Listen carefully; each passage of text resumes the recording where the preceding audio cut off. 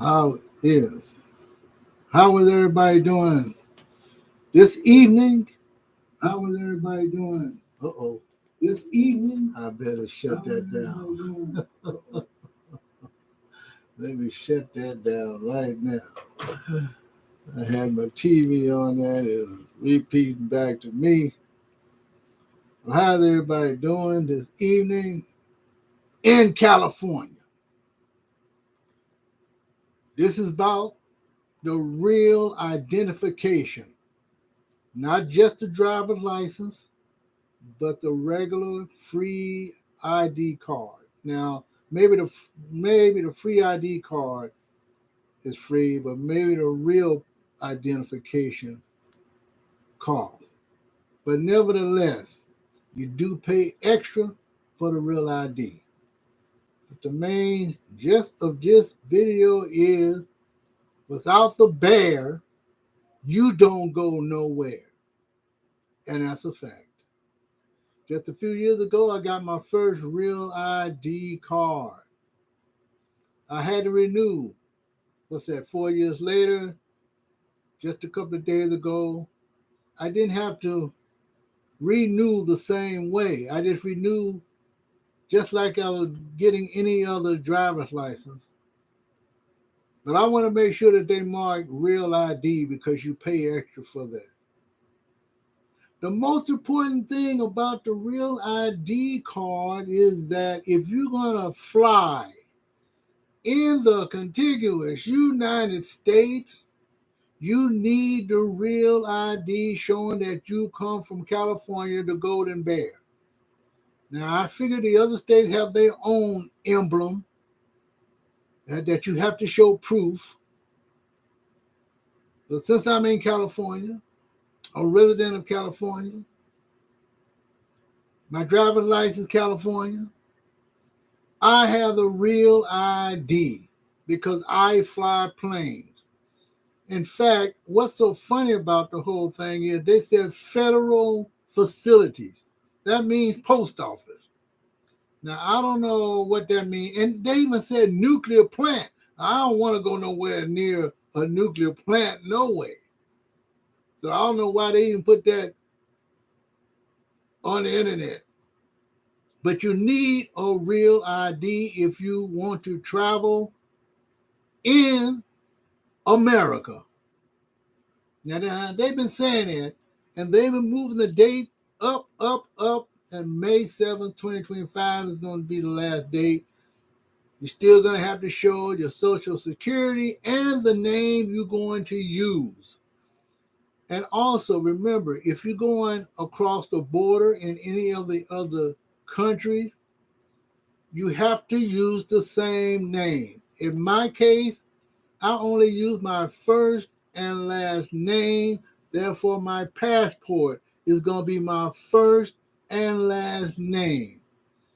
Now, if I was going to use my middle initial, which is not on my birth certificate, then I probably have to do some other kinds of thing. Or if I want my name changed, I'm going to have to go through the whole process again. And it's probably a headache. Even if you're married, whatever name you use when you're married,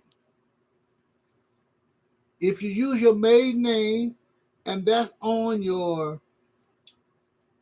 birth certificate, or maybe you have some other reason why you are not using your maiden name or your married name, you have to show proof, but they both have to be the exact same thing on both your driver's license and your passport.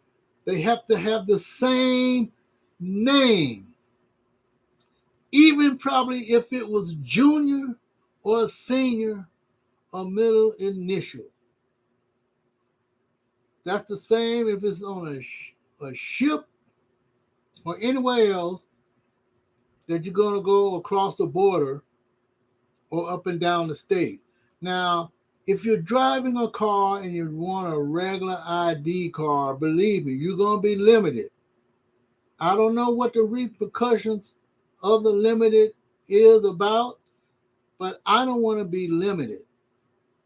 And since I do fly planes, even if it's only like once a year, you want to be able to travel. Don't want to be limited. It is a federal thing to do. The positive federal thing to do, paying a few more dollars. Now, if you absolutely are not going anywhere, then I can see that.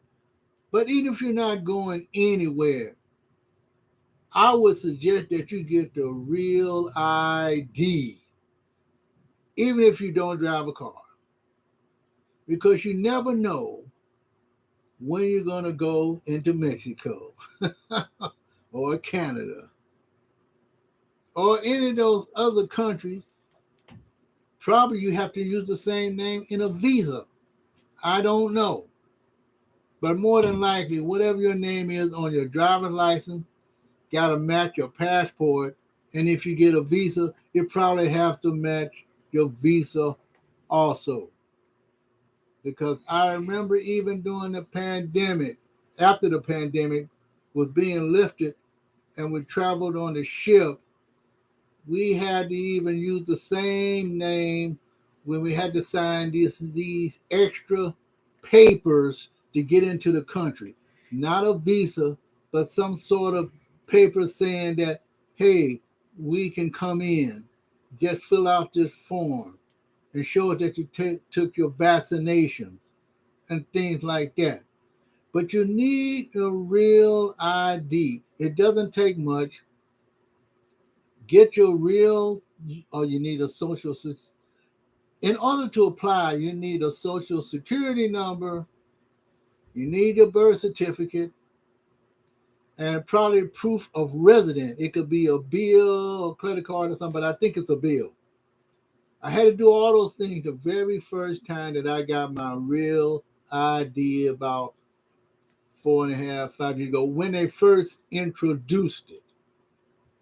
But just like I said, I went this time, even though I made my reservation to take my driving written test, not driving test, written test, I still online had to say real ID, and they told me how much it cost. In my case, it was $41.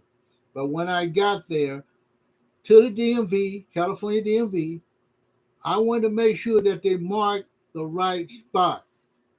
Make sure they say real ID in the little bitty square. So it doesn't matter what type of driver's license you take.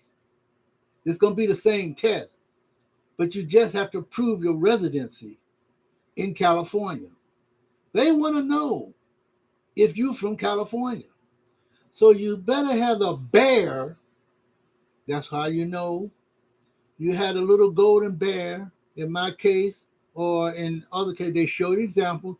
Going to be up in the upper right hand corner is going to be a little bitty bear, a little bit of picture bear. Of course, if you ever seen a California golden bear, I have twice. Kind of scary. In Yosemite, that is the state bear for California. Therefore, that's what you're going to see on the ID card or driver's license identification. So believe me, if you don't have the bear, you're not going anywhere. And especially if you are a person who likes to go from state to state, maybe you don't want to travel outside the country. Maybe you just want to do local travels the way I do. But still, give yourself a break.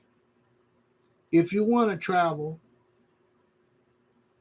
if you want to be a world traveler, I've been called a world traveler, even though I really don't travel as much as I would like to. I still travel. At one time in my life, I was trying to make all 50 United States. I'm still under trying to get all 50 United States. But at least a third of them I flew to. And this was before the real ID. And I'm still flying as this last trip on a cruise. on Norwegian Encore, you have to fly to Seattle, Washington, up north. And that's before you get into Canada. You need a real ID. Right now, they're probably not pushing it right now until May, but I won't have that hassle because I have the real ID. You don't need a passport to go fly in the United States, but just suppose you go across the border just a few feet, just to go to the security checkpoints. I believe they're only going to accept the real ID. This is no speculation, more than likely. So, folks, if you love to travel, especially if you want to be a new YouTuber and you want to travel in the United States as well as the world, you need a real ID first off. And you need a passport if you plan to go to other countries and across the border. This is Robin Deschamps. I'll see you in my next video. Remember, you can't go nowhere without the bear. That's right, nowhere without the bear. It's becoming a reality that you're going to be stuck someplace because you don't have the proper ID card. It seems ridiculous, but it's true. Now, one thing that I don't like about the whole process is if you don't have a real ID card, why don't they just mandate it as soon as you go there and make everyone get a real ID card besides telling you you got to go there if you want to travel? Why don't they just go ahead and give you the real ID? It doesn't make any sense to go to all that bureaucracy in California at the DMV. If everyone needs a real ID, why don't they just treat it just like they do anything else? Why don't they just make you pay the extra dollars? It sounds like it's wrong, but it really is right. Why don't they just say that when you go there, you get the real ID card, whether you want it or not? Because just like I said, if you want to go to the post office, who knows what they're talking about when they said federal facilities? I mean, it sounds exactly like what it said, federal. So any federal government agency that you even belong, probably, and this is my speculation toward the end of this video, is if you work for the government, you definitely probably will have to have the real ID. And probably if you go into any state government offices, probably the real ID. Why would they just say federal? I believe it's going to be any type of government agency with whoever you work for or whatever you do, you're going to have the real ID, especially if you have a job with the federal government and you have to go from state to state and you have to fly. You're not driving because time is of the essence. You need the real ID. So that means that if you work for the post office, you probably will need a real ID. That's what it sounds like to me. So if you work for the post office, you probably will have to have a real ID. This is Robin Deschamps. There are probably some other scenarios that are embedded in what they tell you, because they don't tell you every little bitty thing They just say get it and they show you how to get it. I'll see you in my next video. This is Robin Deschamps. I just passed the written test. I'm glad my eyesight was good enough. I don't have to go through all the crazy bureaucratic changes. I just got to wait till the next 4 or 5 years to renew again. I'll see you later. Take care of yourself. And of course, take care of each other, because a lot of us out there not doing it. And if you especially if you're going to see a loved one on these holidays where LAX and all these other points, especially LAX, gets overcrowded, you're going to need a real ID for expedited purposes. And you don't want to be held in line, and you don't want to be turned back. See you later, folks. You know what I'm talking about. Go get your real ID. I don't care who you are.